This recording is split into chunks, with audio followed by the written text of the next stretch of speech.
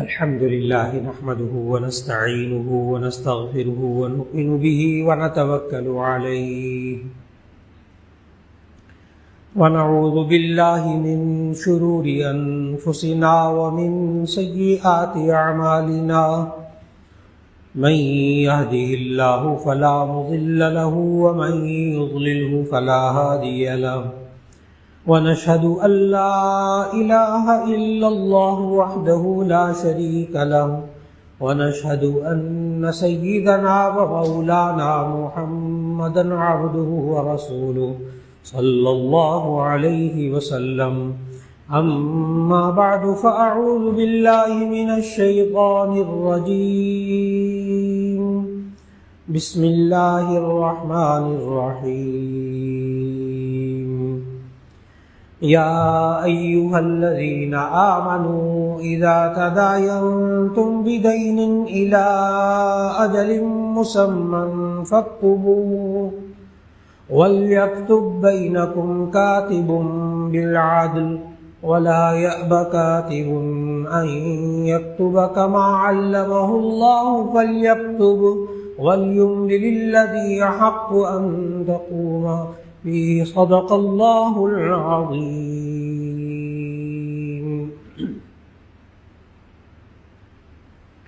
اللہ رب العزت نے ہم سب کو زندگی گزارنے کے لیے تمام ہدایات اس دین اسلام کے اندر عطا فرمائی،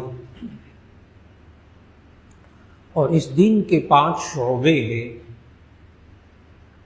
انسان نے اپنی زندگی میں ان 5 شعبوں میں کام کرنا ہوتا ہے۔ ان دین کے 5 شعبوں میں نمبر 1 ایمانیات، انسان کے عقائد، کہ انسان کن باتوں پر پختہ یقین رکھتا ہے، اسے ایمانیات کہتے ہیں۔ نمبر 2 عبادات، کہ اللہ نے جو عبادات انسان کے ذمہ فرض کی ہیں، کچھ واجب ہیں، کچھ سنت مؤکدہ ہیں، کچھ سنت ہیں۔ ان فرض عبادات میں سے نماز، روزہ، زکوٰۃ، حج۔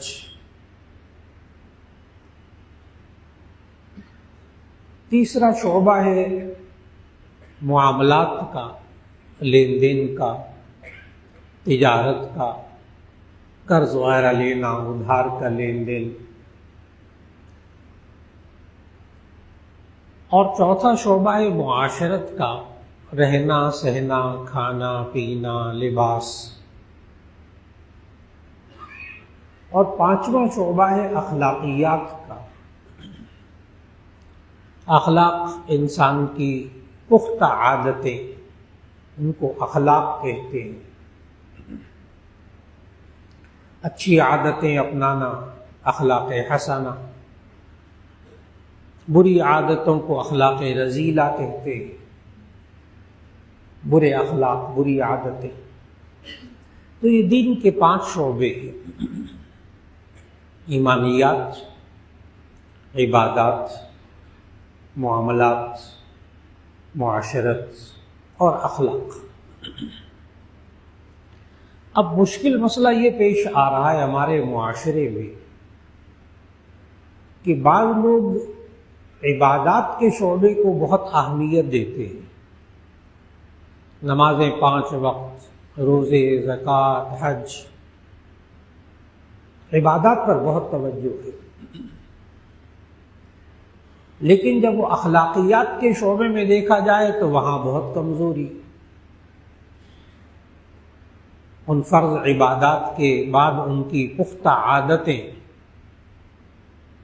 ان کے اندر غصہ موجود، ان کے اندر حسد موجود، ان کے اندر تحمل برداشت نہیں ہے، صبر نہیں ہے، شکر نہیں ہے، بدزبانی ان کے اندر موجود، جھگڑے ان کے اندر موجود۔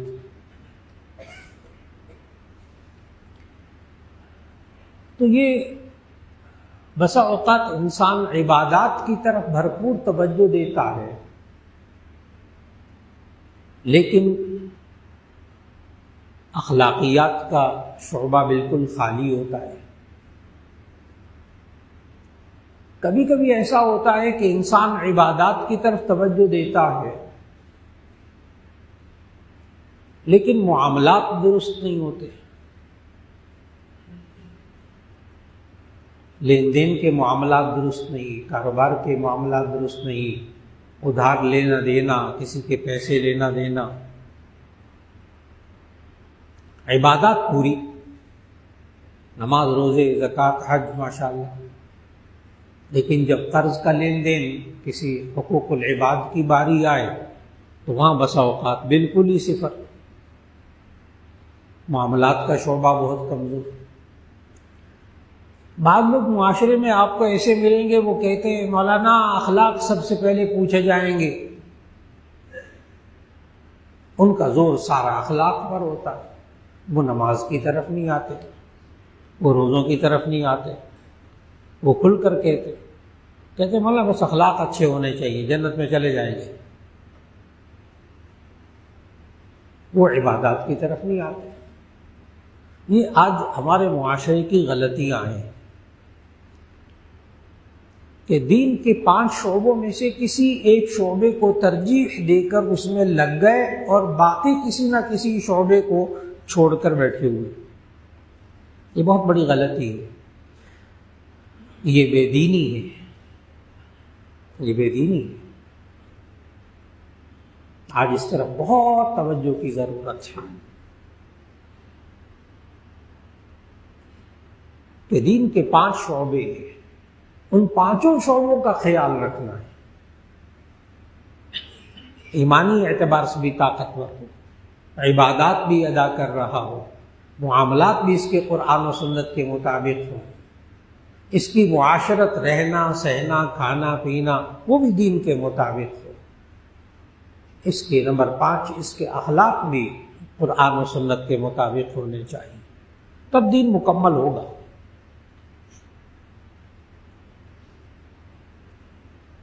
آج کی نشست میں خاص طور پر معاملات کے بارے میں، اس شعبے کے بارے میں بات کرنا مقصود ہے کہ معاملات کو درست کرنے کا طریقہ کیا ہے، معاملات کو ہم دین کے مطابق کیسے بنائیں، اور معاشرے میں کہاں کہاں انسان معاملات کے بارے میں فکر نہیں کرتا، اور ان کوتاہیوں کو انسان کیسے ختم کرے، پھر آخر اس معاشرے میں بھی رہنا ہے۔ اس میں سب سے اہم بات تو یہ ہے کہ قرآن مجید کی جو سب سے لمبی آیت ہے نا، طویل ترین آیت، وہ ایک آیت ہے سورۃ البقرہ کے بالکل آخری رکوع سے پہلا والا رکوع، اس میں قرآن مجید کی طویل ترین آیت ہے، آیت نمبر 382۔ اور عجیب بات یہ ہے کہ قرآن مجید کی طویل ترین آیت معاملات کے بارے میں، یعنی اللہ نے اس کو اتنی اہمیت دی قرآن کی کہ قرآن کی سب سے لمبی آیت نماز روزے کے بارے میں نہیں ہے، سب سے لمبی آیت معاملات کے بارے میں، اور اسے مفسرین آیت مداینہ کہتے ہیں، اس کا خاص نام ہے اس آیت کا، آیت مداینہ۔ مداینہ کا معنی آپس میں قرض کا لین دین کرنا، اور اللہ تعالیٰ نے اس میں احکام سکھائے کہ ہم اپنے معاملات کو کیسے درست کریں۔ اس طویل آیت میں اللہ نے اصول سکھائے معاملات کو درست کرنے کے، اور آپ نے ذہن میں رکھنا ہوگا کہ یہ اصول اللہ نے بتائے، کسی ماہر معاشیات نے، ماہر اقتصادیات نے، بڑے مفکر نے نہیں بتائے، یہ ہمارے خالق نے بتائے ہیں، جو ہمارے مال کا بھی خالق ہے، ہماری جان کا بھی خالق ہے۔ اسے معلوم ہے کہ یہ انسان جب اپنے مال کے مالی معاملات کو اگر درست نہیں کرے گا تو اس کی جان کو بھی سکون نہیں ہوگا، یہ بے سکون رہے گا۔ اللہ تعالیٰ نے اس آیت میں بھی اور قرآن مجید کی باقی آیات میں بھی معاملات پر بہت زور دیا. اور نبی کریم صلی اللہ علیہ وسلم نے اپنی جوانی کی زندگی میں جو نبوت سے پہلے کی جو زندگی تھی اس کو جو لوگوں کے سامنے رکھا کہ دیکھو میں نے تمہارے درمیان 40 سال، نبوت ملی 40 سال کی عمر میں، تو لوگوں کے سامنے یہ بات رکھی کہ دیکھو میں نے تمہارے درمیان 40 سال گزارے ہیں، میرے معاملات کیسے تھے، میرے معاملات کیسے تھے. اور نبی صلی اللہ علیہ وسلم کے معاملات اتنے شاندار تھے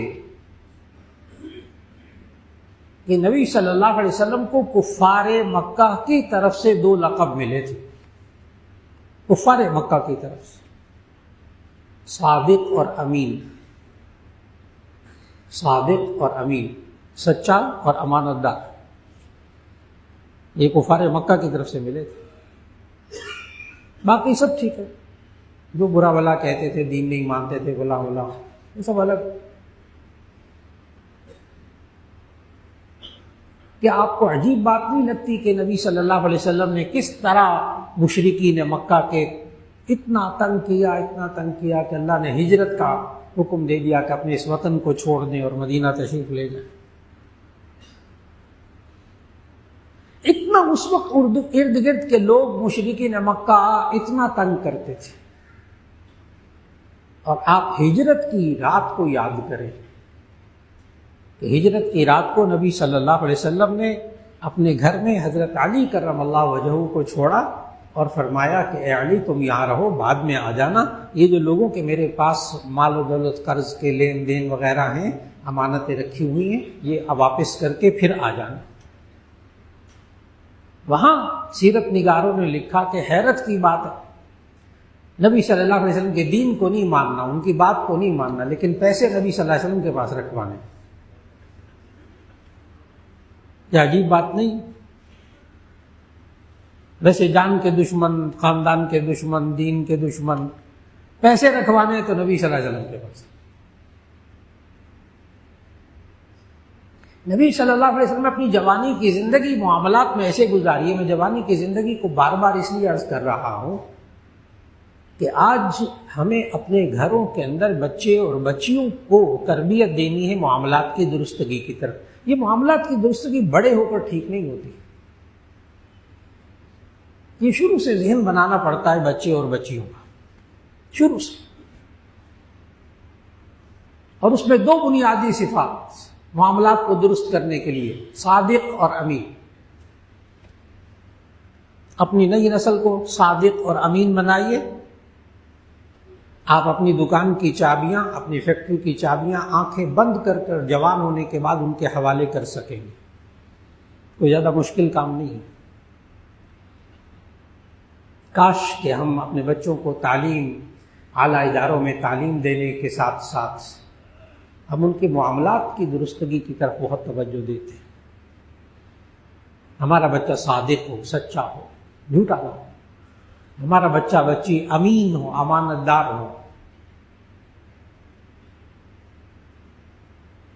نبی کریم صلی اللہ علیہ وسلم نے جوانی ایسی گزاری کہ نبی صلی اللہ علیہ وسلم کی جو پہلی شادی ہوئی وہ بھی معاملات کی درستگی کی بنیاد پر ہوئی.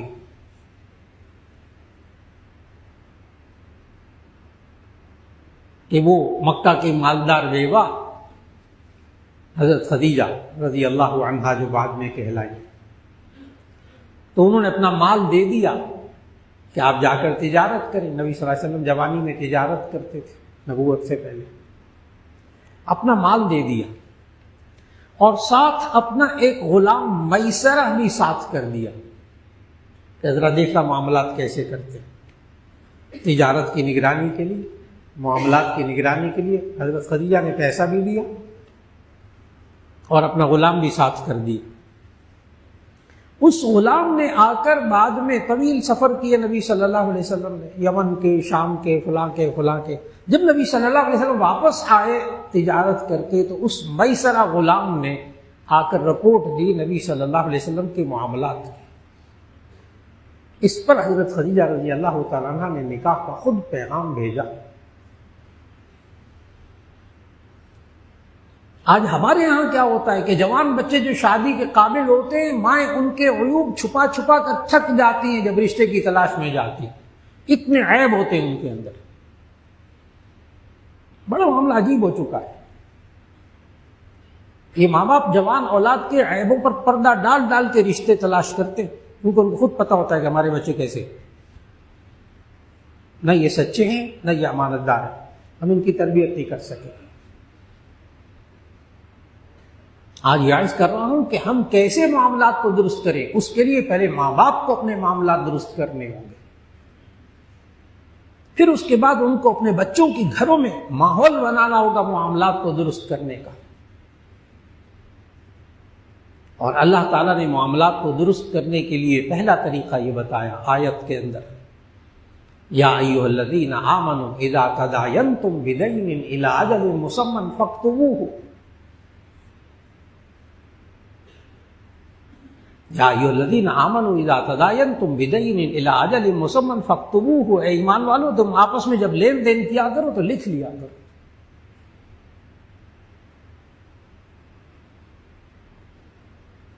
حقیقی بھائی سے بھی، ویسے آپ حقیقی بھائی کو 1000 2000 10,000 10 لاکھ دینا چاہیں دے دیں، ہدیہ نہ کریں لکھت پڑھ. لیکن جب معاملہ کریں، لین دین کریں، قرض دیں، کوئی سودا کریں، کوئی کچھ کریں، اس کو لکھ لیا کریں.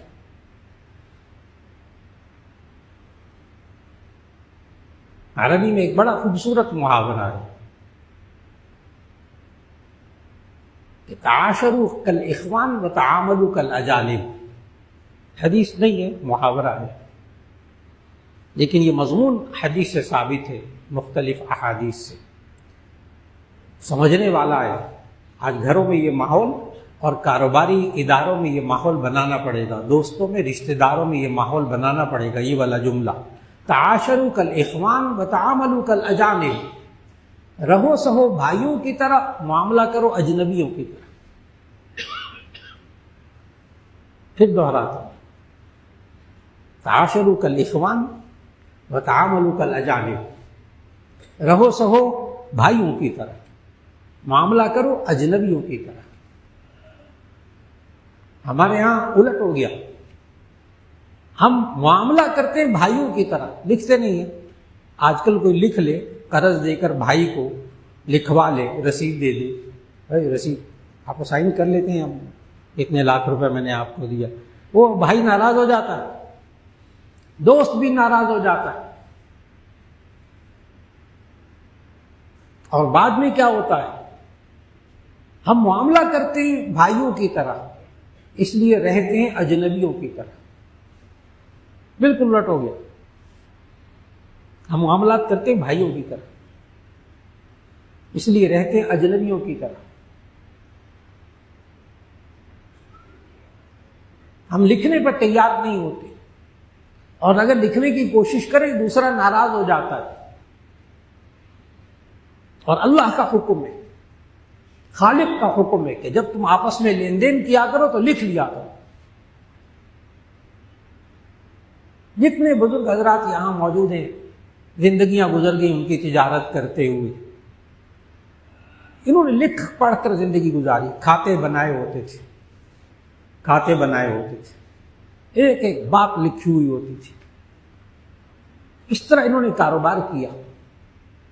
اور اب کیا ہے، اب تو رسید بھی نہیں دیتے، رسید مانگو تو بھی ناراض ہو جاتے. اعتبار نہیں، اعتبار نہیں.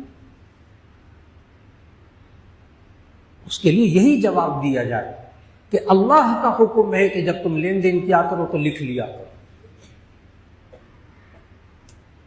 بے شمار معاملات میں، گھریلو معاملات میں نہیں لکھ رہے، نوٹ نہیں کر رہے کس کو پیسے دیے کس کو نہیں دیے.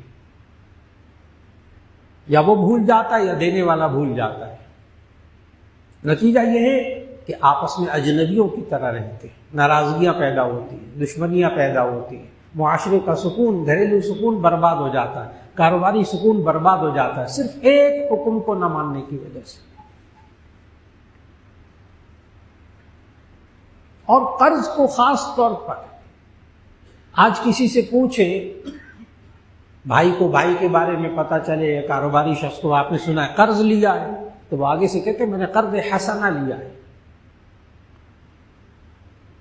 یہ بڑا عجیب جواب ہے ہمارے معاشرے کا، میں نے قرض حسنہ لیا ہے، جس کے بارے میں بعض حضرات کا یہ کہنا ہے کہ قرض حسنہ اس قرض کو کہتے ہیں کہ لینے والا ہنستا رہے، دینے والا روتا رہے۔ قرض حسنہ اس کو کہتے ہیں، لینے والا ہنستا رہے، دینے والا روتا رہے۔ اور قرض حسنہ کا جو ہمارے معاشرے میں مفہوم ہے وہ یہ ہے کہ جب کہتے ہیں نا آپ نے سنا قرض لیا ہے، اس کا قرض حسنہ لیا ہے میں نے، یعنی دینا نہیں ہے، اگر ہوگا تو دے دوں گا، نہیں ہوا تو نہیں دوں گا۔ نعوذ باللہ من ذالک، یہ قرض حسنہ نہیں ہوتا۔ وہ جو اللہ نے قرآن مجید میں کہا من ذا الذی یقرض اللہ قرضا حسنا، کون ہے جو اللہ کو قرض حسنہ دے؟ اب اللہ کو قرض کی کیا ضرورت ہے؟ اللہ تو یہ کہہ رہا ہے کہ تم تو بندے کو قرض دو، کسی کے کام میں آ جاؤ تو اس کو قرض حسنہ دو، اچھا قرض۔ قرض حسنہ کا ترجمہ اچھا قرض۔ اچھا قرض وہ ہوتا ہے جس کے پیچھے کوئی مفاد نہ ہو، جس کے پیچھے سود نہ ہو، بس۔ اگر قرض دینے کا یہ مقصد ہے کہ میں اس کو جال میں پھنسا لوں گا، اس سے کام لوں گا، اس کو دبا کے رکھوں گا، ظاہر ہے ثواب نہیں ملے گا۔ اور اگر وہ قرض پہ سود لیتا ہے تب بھی قرض حسنہ نہیں۔ تو قرض حسنہ کا معنی اچھا قرض۔ اچھا قرض وہ جو صرف ثواب کی نیت سے دیا جائے۔ لوگ پوچھتے ہیں کہ اچھا جی اگر اس کو اتنا قرض دے دیا جائے، پھر وہ اگر 10 سال بعد واپس کرے تو اتنا ڈی ویلیو ہو چکا ہوتا ہے، فلاں ہو چکا ہوتا ہے، ہمیں کیا ملا؟ جی آپ کو ثواب ملا اور کچھ نہیں ملا، آپ کو ثواب ملا۔ یہ ہے وہ بنیاد قرض کی۔ اور نبی کریم صلی اللہ علیہ وسلم قرض سے لوگوں کو بچاتے رہتے تھے۔ آج ہمارے ہاں معاملات کے اندر ایک اہم ترین معاملہ شادی کے بعد بیوی کو حق مہر نہ دینا معمول۔ بس اوقات نکاح پڑھاتے وقت وہ کہتے ہیں جی اتنا حق مہر رکھ دو، دوسرا کہتا ہے ہاں جی جتنا مرضی رکھ دو، دینا کون سا ہے؟ نعوذ باللہ من ذالک۔ یہ مہر فرض ہے، یہ معاملے کی بات ہے۔ ویسے بیوی کو لاکھوں روپے کا، اپنی بہو کو لاکھوں روپے کا قرض دیں گے، لاکھوں روپے کا زیور دیں گے، بیوی کو لاکھوں روپے کا زیور دیں گے، منہ دکھائی میں بھی پتہ نہیں کیا کیا دیں گے، نہیں دیں گے تو حق مہر نہیں دیں گے۔ حالانکہ اگر کوئی شخص مر جائے، شوہر مر جائے اور بیوی کو ابھی تک اس نے حق مہر نہ دیا ہو تو یہ اس کے ذمہ قرض ہوتا ہے۔ تمام محدثین فقہا نے لکھا کہ وراثت تقسیم کرنے سے پہلے بیوی کو حق مہر دلایا جائے، کیونکہ وراثت سے پہلے قرض ادا کرنا ہے۔ آج معاشرے میں معاملات کے اندر اتنی خرابی آ گئی کہ قرض کے لین دین کو نہ لکھا جاتا ہے نہ اس کو اہمیت دی جاتی ہے۔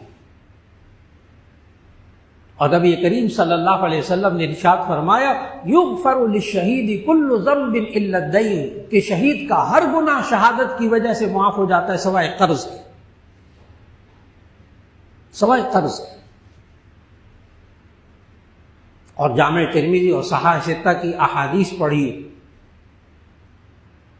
وہاں محدثین نے یہ ذکر کیا کہ جب کوئی صحابی کا جنازہ آتا تھا، اب دیکھیے نبی صلی اللہ علیہ وسلم معاملات کے بارے میں کیا تربیت فرماتے تھے۔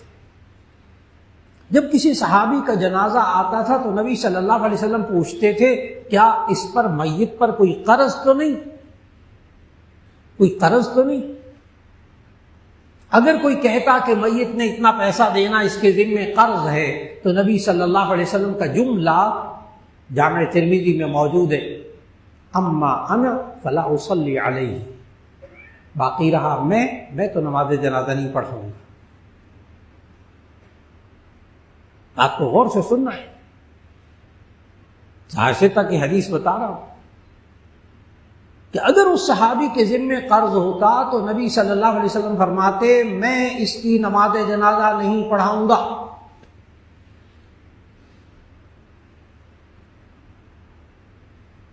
اس کی وجہ محدثین نے لکھی. ابھی میں نے آپ کو حدیث سنائی، یغفر للشہید کل ذنب الا الدین، کہ شہید کا ہر گناہ معاف ہو جاتا ہے، قرض معاف نہیں ہوتا. وہ بہرحال دینا پڑتا ہے برا ساتھ ہو کہ وہ دیں اس کے جس کا ہے.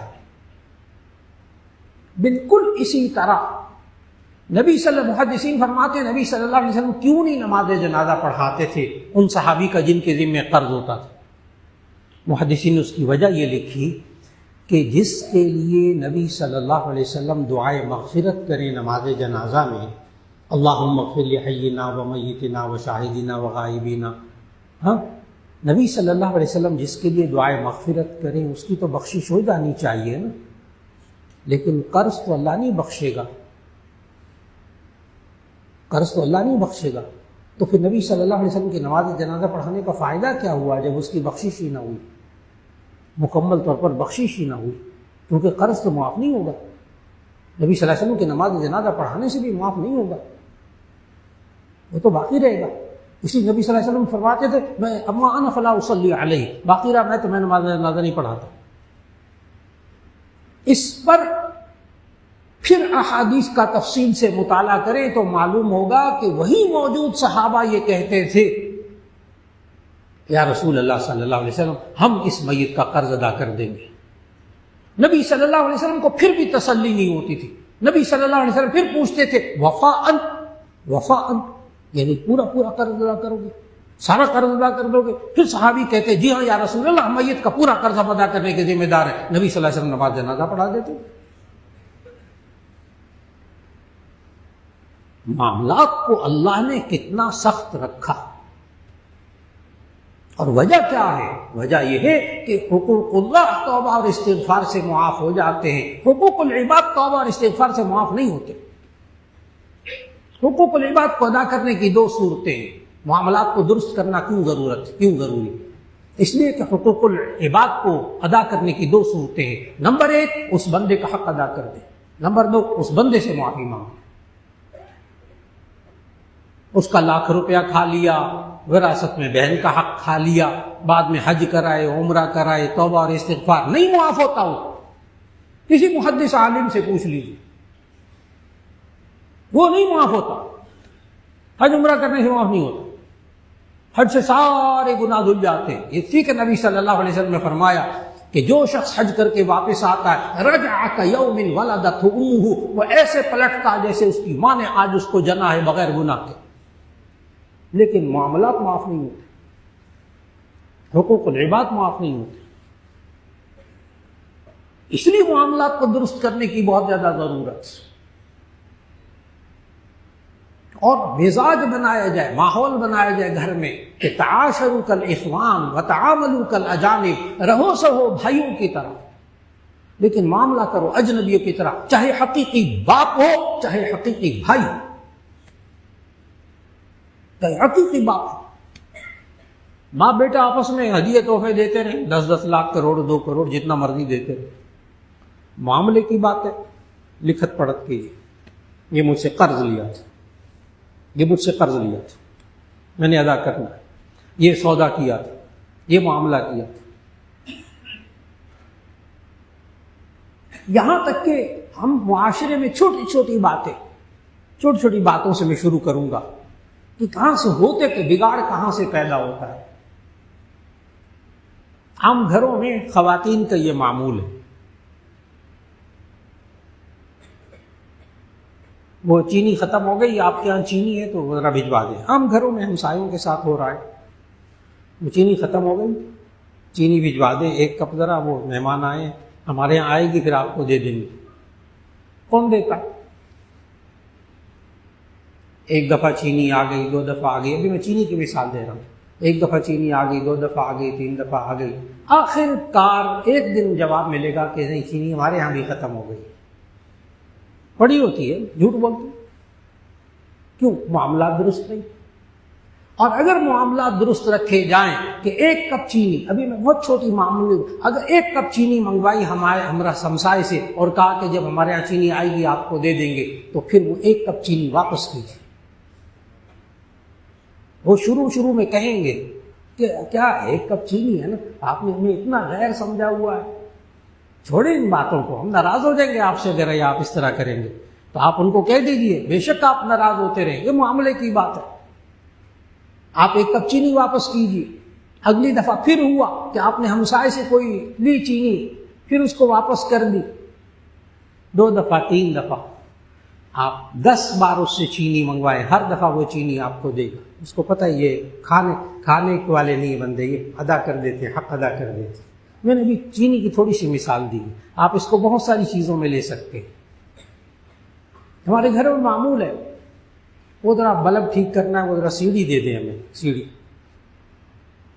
لے لی رکھی ہوئی ہے، پڑی ہوئی ہے، دینے کا سوال ہی پیدا نہیں ہوتا۔ معمولی چیزوں کی میں مثالیں دے رہا ہوں۔ اور اگر سیڑھی لے لی، کوئی پیچکس لے لیا، کوئی پلاس لے لیا ہمسائے سے، اور بعد میں اس کو اسی وقت کام کر کے واپس بھی دے دیا، شکریہ بھی کر دیا، آپ 10 دفعہ اس سے پھر مانگے، وہ پھر بھی دے گا۔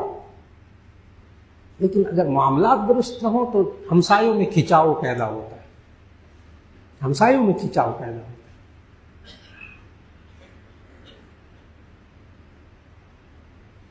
آپ نے 20 دفعہ انسان سفر کرتا ہے، 20 دفعہ سفر کرتا ہے۔ آپ کسی اپنے چچا زاد بھائی کے ساتھ، کسی دوست کے ساتھ رکشے میں سفر کرتے ہیں، اوبر میں سفر کرتے ہیں، جاتے ہیں، دونوں اترتے ہیں، اترنے کے بعد دونوں جیب میں ہاتھ ڈالتے ہیں، ایک کہتا ہے میں دیتا ہوں پیسے، دوسرا کہتا نہیں میں دیتا ہوں، آخر کار ایک دے دیتا، چلو بات ختم ہو گئی۔ پھر اس کے بعد دوسری مرتبہ سفر پیش آتا ہے، پھر یہی ہوتا ہے، وہی والا بندہ دیتا ہے۔ پھر تیسری مرتبہ سفر پیش آتا ہے، پھر وہی بندہ دیتا ہے۔ آخر کار وہ کہے گا اس بندے کے ساتھ میں نے سفر نہیں کرنا، وہ جو دینے والا ہے وہ کہے گا میں نے اس بندے کے ساتھ سفر نہیں کرنا، یہ تو ہمیشہ میرا ہی خرچہ کرواتا ہے۔ یہ ہمارے گھروں میں ہو رہا کہ بچوں کو لے کر نا شوق میں جاتے ہیں سفر کرنے، سیر کرنے جاتے ہیں، کبھی مری جاتے ہیں، کبھی کہیں جاتے ہیں، بھائی کے بھی بچوں کو بلا کے چلو جی سفر کر۔ یا تو طے کر لیں معاملے کی بات کہ یہ میں لے کر جا رہا ہوں، سارا ٹکٹ، کھانا پینا، سب خرچہ ورچہ سب میں کروں گا، یہ میری طرف سے ہدیہ ہے۔ کھل کر بولے، معاملہ کریں کھل کر، یہ جو نا گول مول باتیں، چلے سفر پہ چلے۔ اب وہ ٹکٹ کوئی اور دے رہا ہے، کھانے کا خرچہ کوئی اور کر رہا ہے، فلاں کا خرچہ کوئی اور کر رہا ہے، دلوں میں دوریاں پیدا ہو رہی ہیں۔ وہ کہتا ہے بس لے تو گیا تھا پچھلی دفعہ، سارا خرچہ مجھے ہی کرنا پڑا تھا، اب آئندہ نہیں لے کے جانا، اس کے بچوں کو نا آئندہ نہیں لے کے جانا، سارا خرچہ میرے اوپر ڈال دیا۔ اللہ کے بندے پہلے معاملہ کیوں نہیں واضح کیا کہ ہم کس طرح جائیں گے، کیا صورت ہوگی، کون خرچہ کرے گا؟ ایک کو امیر بنایا جائے کہ جی آپ امیر ہیں، آپ سارا خرچہ کریں گے، واپس آ کر ٹھیک ہے ایک بندہ خرچہ کرتا رہے، واپس آ کر جب سفر سے بیوی بچوں کو سیر کرا کے، مختلف بھائیوں کے بچوں کو سیر کرا کے واپس آئیں تو آ کر حساب کریں اور حساب کر کے بتائیں کہ فی کس اتنا بندہ خرچہ ہوا، ادائیگی کریں، پھر سارے آپ کے ساتھ جانے کو تیار رہیں گے۔ کیوں؟ اس بندے کے معاملات درست۔ میں نے کہا کہ آج معاملات درست ہو، بھائی بہن ساتھ رہنے کی کوشش کرتے ہیں، ساتھ سفر کرنے کی کوشش کرتے ہیں، نہیں ان کے ساتھ رہ کر بڑا سکون رہتا ہے، برابر خرچہ ہوتا ہے، کسی ایک اوپر خرچہ نہیں آتا، لیکن کب؟ جب معاملات درست ہوتے ہیں۔ پھر نبی کریم صلی اللہ علیہ وسلم نے ہمیں زندگی میں سمجھایا، خود عمل کر کے، کہ یہ انسان تجارت کرے تو بھی معاملات کو درست رکھے، اس میں جھوٹ نہ آنے دے، تب اس کا معاملہ درست ہوگا، اس میں دھوکہ نہ آنے دے، تب اس کا معاملہ درست ہوگا، اس میں ملاوٹ نہ آنے دے، تب اس کا معاملہ درست ہوگا۔ یہ انسان ناپ تول میں کمی نہ کرے، معاملات کے اندر ناپ تول میں کمی کرنا، یہ بھی انسان کو آج اعتماد کو بھی ختم کرتا ہے۔ اللہ تعالیٰ نے قرآن مجید کے اندر قوم شعیب کی یہ عادت بتائی تھی، شعیب علیہ السلام کی قوم کی، وَإِذَا قَالُوهُمْ أَوْ وَزَنُوهُمْ يُخْسِرُونَ، جب یہ وزن کرتے تھے، تولتے تھے یا پیمانے کو، وہ یہ کمی بیشی کرتے تھے۔ پھر اللہ نے سورۃ المطففین میں بتایا وَيْلٌ لِّلْمُطَفِّفِينَ إِذَا اكْتَالُوا عَلَى النَّاسِ يَسْتَوْفُونَ وَإِذَا كَالُوهُمْ أَوْ وَّزَنُوهُمْ يُخْسِرُونَ کہ یہ لوگ جب لوگوں سے لیتے پورا پورا لیتے اور جب دینے کی باری آتی تو ناپ تول میں کمی کرتے. اور ایک عجیب بات یہ ہے کہ نبی کریم صلی اللہ علیہ وسلم جب یثرب میں آئے ہجرت کر کے، یثرب مدینہ منورہ کا پرانا نام، یہ بھی قرآن مجید میں نام موجود ہے. یثرب مدینہ شریف کا پرانا نام، یا اہل یثرب لا مقام لکم فارجعوا. تو یثرب میں جب نبی صلی اللہ علیہ وسلم تشریف لائے، یعنی مدینہ شریف میں، تو سیرت نگار لکھتے ہیں کہ مدینے کے لوگ اسی شعیب علیہ السلام والی کیفیت میں مبتلا تھے، ناپ تول میں کمی کرتے تھے. نبی صلی اللہ علیہ وسلم جب ہجرت کر کے یثرب میں آئے تو وہاں کے لوگ بھی ناپ تول میں کمی کرتے تھے، ان کے معاملات درست نہیں تھے، اور دھوکہ دینا ان کا معمول بن چکا تھا تجارت کے اندر. چنانچہ نبی کریم صلی اللہ علیہ وسلم نے کیسے معاملات کو درست کیا کہ خود نبی صلی اللہ علیہ وسلم منڈی میں جاتے تھے، بازار میں جاتے تھے، اور حدیث میں موجود کہ ایک صحابی نے ڈھیر لگایا ہوا تھا، گندم بیچ رہا تھا. گندم وہاں مدینہ میں بڑی مہنگی اس وقت وہاں کی پیداوار نہیں تھی نا، کھجوریں سستی، گندم مہنگی، بڑی مہنگی چیز تھی.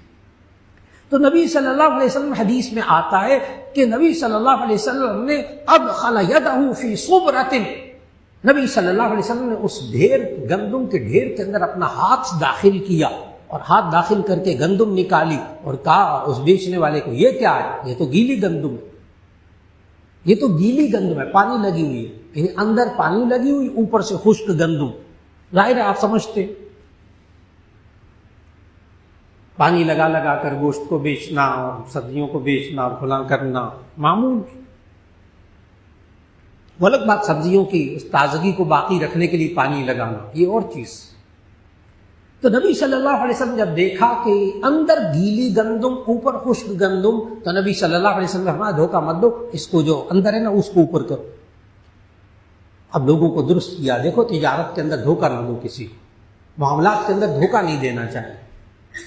پھر وہ جو ناپ تول میں کمی کرنے کی بیماری تھی ان لوگوں میں، اہل یثرب میں، اس کو نبی صلی اللہ علیہ وسلم نے کیسے ٹھیک کیا. جامع ترمذی کی حدیث میں موجود کہ نبی صلی اللہ علیہ وسلم نے ایک چھوٹا سا جملہ بولا اور اس کو بازاروں کا قانون بنا دیا. چھوٹا سا جملہ بولا اور معاملات کو درست کرنے کے لیے اس کو قانون بنا دیا. اور وہ چھوٹا سا جملہ پتہ کیا تھا؟ جس سے مدینہ طیبہ میں رہنے والے نبی صلی اللہ علیہ وسلم کے تشریف لانے سے پہلے جو ناپ تول میں کمی کی ڈنڈی مارنے کے عادی تھے، ان کو درست کیسے کیا نبی صلی اللہ علیہ وسلم نے؟ ایک جملہ بول کر، اور فرمایا زن وارجح. بس زن وارجح. پتہ اس کا ترجمہ کیا ہے؟ تولو، جھکتا ہوا تولو. زن امر کا صیغہ ہے، وزن یزن سے.